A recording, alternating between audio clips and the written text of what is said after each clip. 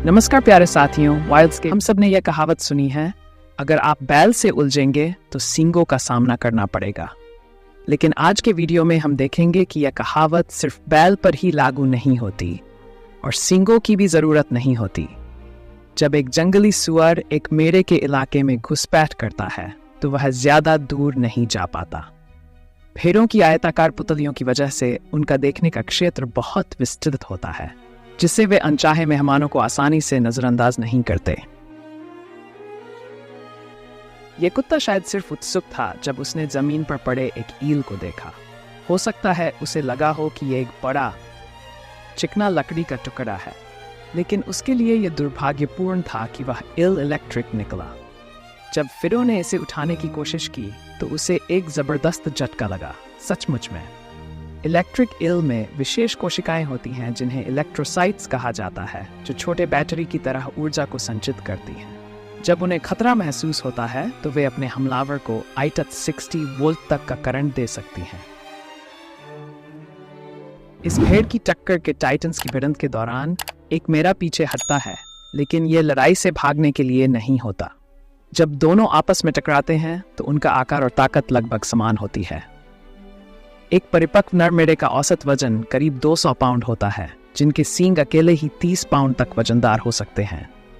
उनकी खोपड़ी 2 परतों में बनी होती है, जिससे वे लगभग कंकशन प्रूफ सदमे से सुरक्षित होते हैं। 2 शेर एक अकेले जल भैंस के खिलाफ आमतौर पर उस जानवर के अंत की शुरुआत होती है। यही स्थिति यहाँ भी होती अगर उस भैंस के कुछ साथी मदद के लिए न आते। शेर अक्सर भैंसों के झुंड का पीछा करते हैं, उन्हें थका देते हैं और सबसे कमजोर या छोटे सदस्य को दलदल या नदियों में घेर लेते हैं। इस भाग्यशाली भैंस के लिए भाग्य पलट गया क्योंकि उसके पास वफादार दोस्त और परिवार थे।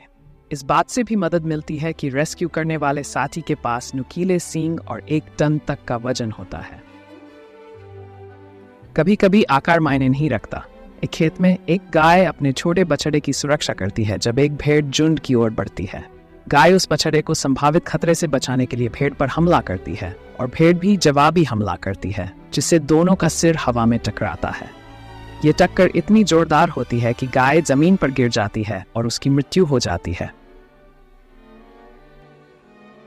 अपने विशाल आकार और ताकत की वजह से बहुत कम जानवर ऐसे होते हैं जो एक हाथी पर हमला करने की मूर्खता करते हैं, खासकर जब वह अपने समूह यानी मेमोरी के साथ चल रहा हो। लेकिन इस बार यह मगरमच्छ शायद ये भूल गया था। हालांकि इसे थोड़ी श्रेय देना पड़ेगा कि उसने छोटे हाथी पर हमला किया, जैसा कि अक्सर मगरमच्छ, शेर और लकड़बग्घे करते हैं। लेकिन जब बड़ा हाथी कदम रखता है तो सब खत्म हो जाता है। अंततः मगरमच्छ ने छोड़ दिया, शायद ये न चाहते हुए कि उसे कुचल दिया जाए। हो सकता है इसमें थोड़ी समझदारी थी। रोमानिया में 4 भेड़ें एक ठहराव में खड़ी होती हैं, जो जल्द ही 2 के मुकाबले 1 की स्थिति में बदल जाती है। जब गिरा हुआ मेढ़ा फिर से खड़ा होता है तो ऐसा लगता है जैसे वह झगड़े को खत्म करने के लिए मध्यस्थता कर रहा हो। सामाजिक जानवरों के रूप में भेड़ों को खासकर अपनी झुंड के अन्य सदस्यों के प्रति संवेदनशील और बुद्धिमान पाया गया है। अब एक कंगारू और कुत्ते की लड़ाई में कौन जीतता है? ते अक्सर कंगारुओं का पीछा करते हैं और जैसा कि आप देख सकते हैं, इस स्थिति में स्पष्ट रूप से कुत्ता ही आक्रामक था। कंगारू अक्सर कुत्ते को पानी में ले जाता है और वहां अपनी रक्षा करता है। बजाय इसके कि वह अपनी ताकतवर पिछली टांगों का उपयोग करे, कंगारू अपने अगले पंजों का उपयोग करके कुत्ते को पकड़ता है और उसे पानी में धकेलता है। जब उन्हें लड़ना या खतरा महसूस होता है तो कंगारू एक जबरदस्त पंच मार सकते हैं। अगर शेर ने इस हनी बैजर को अपने मुंह में पकड़ने की कोशिश की होती तो ये उसके लिए मुश्किल भरा होता, क्योंकि हनी बैजर की त्वचा न केवल कठोर होती है बल्कि ये बहुत ढीली भी होती है, जिससे वह अपने हमलावर के खिलाफ आसानी से मुड़ और पलट सकता है। इस बार तो शेर की जिज्ञासा उसे नहीं मार पाई, लेकिन ये जानना जरूरी है कि हनी बैजर में रेबीज के बैक्टीरिया भी हो सकते हैं, जिससे वह और भी खतरनाक बन जाता है। इस दृश्य में कहानी पलट जाती है और गैंडा अपना स्थान बनाए रखता है। वह अपनी जगह पर शांति से घास चर रहा होता है और उसके आसपास कुछ वॉर्थॉग्स भी वही कर रहे होते हैं। लेकिन ऐसा लगता है कि गैंडा पूरी हरी घास अकेले खा रहा है और भूखे वॉर्थॉग्स धीरे धीरे पास आने लगते हैं। गैंडे अपना 1/3 से ज़्यादा समय खाने में बिताते हैं और उन्हें परेशान करना कभी भी अच्छा विचार नहीं है।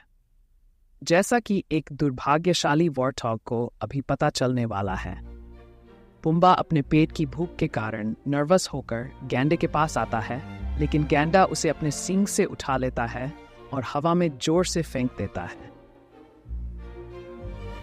गधे को गुड़िया की तरह इधर उधर फेंकते हुए ऊंट ने उसे अच्छी तरह से समझा दिया कि यहाँ कौन बॉस है। ऐसा लगता है कि ऊंट ने गधे को काफी नुकसान पहुंचाया, क्योंकि उसे छोड़े जाने के बाद गधे के लिए खड़े होना और चलना मुश्किल हो रहा था। अगर गधे को एक और दिन जीने का मौका मिला तो मुझे शक है कि वह फिर से वही गलती करेगा। तो ये बैल एक छोटे बकरे को हल्के से धक्का देता है, जो हार मानने को तैयार नहीं होता। दोनों एक दूसरे के सिर पर वार करते हैं जैसे कि खेल में हो, और धीरे धीरे अपने सिर को मारते हैं जब तक कि बैल बकरे को थोड़ा पीछे नहीं कर देता। लेकिन हिरण भी किसी से कम नहीं होते। उनके सींग मजबूत और सदमे को सहन करने के लिए बने होते हैं।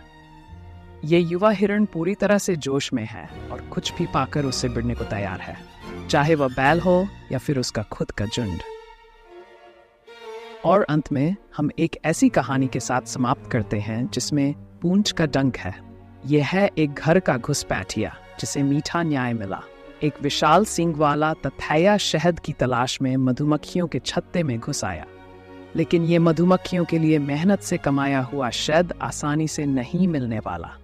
पहले तो मधुमक्खियों ने उसे अंदर जाने दिया क्योंकि उसने अभी तक किसी को नुकसान नहीं पहुंचाया था, लेकिन जैसे ही तथैया ने एक मधुमक्खी पर हमला किया, सैकड़ों मधुमक्खियां उस पर टूट पड़ीं। उन्होंने उसे दम घुटाकर नहीं, बल्कि अपनी सामूहिक गर्मी से हराया।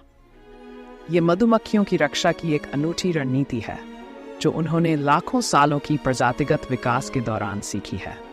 वे स्वाभाविक रूप से जानते हैं कि तथैया की कमजोरी गर्मी है। वास्तव में मधुमक्खियों की गर्मी सहनशीलता तथैया की तुलना में 2 डिग्री सेल्सियस अधिक है, जिससे वे उसे जला सकती हैं और खुद को कोई नुकसान नहीं पहुंचता।